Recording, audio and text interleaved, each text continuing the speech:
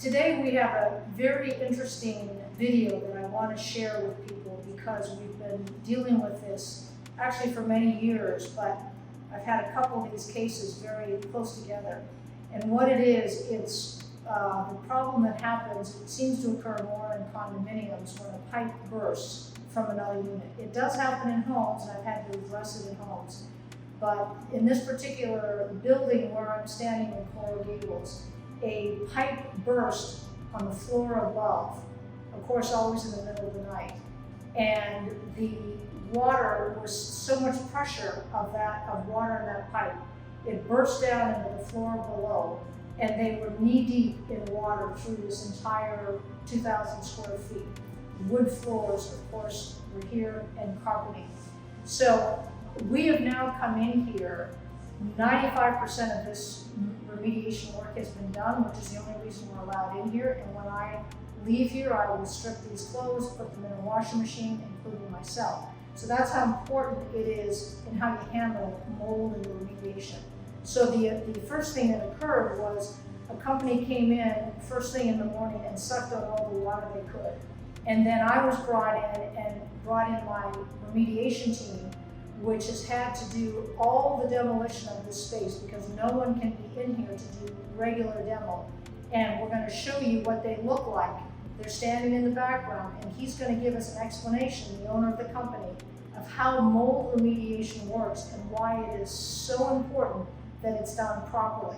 And in fact, before he even began, we had an independent company come in to do the testing to let us know where all the mold was from all this water that had seeped through this entire unit. And then that report is given to the remediators, who's another independent company, and they come and they do their magic.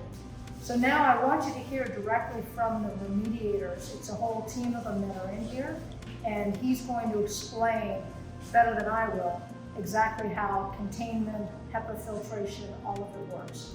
Okay, here we have containment areas. This is a containment that comes into our general space here.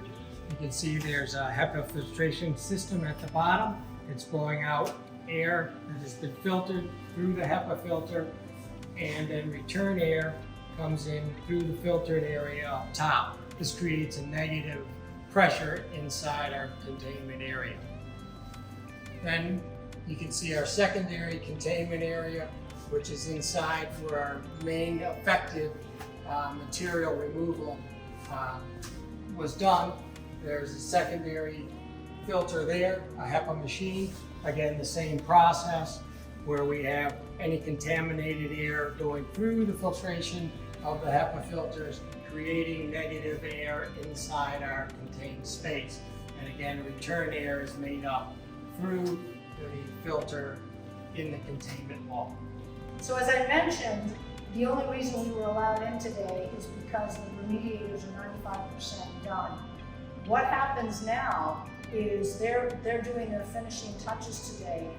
The individual that I mentioned in the beginning, again, an independent company, comes back in here. The company will test all the different areas to ensure that the mold counts are back to where they are. There's always natural mold in our lives and in the air, but they have to come in and give clearance.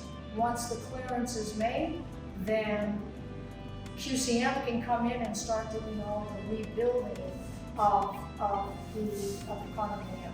So in conclusion, I just want to emphasize, I see so much of this, and it's really important if you get any kind of a water leak, be it massive as this was, or even small, that it's addressed immediately with the water being removed, and if it's enough that some mold testing is done. I can't stress it enough, it's your health.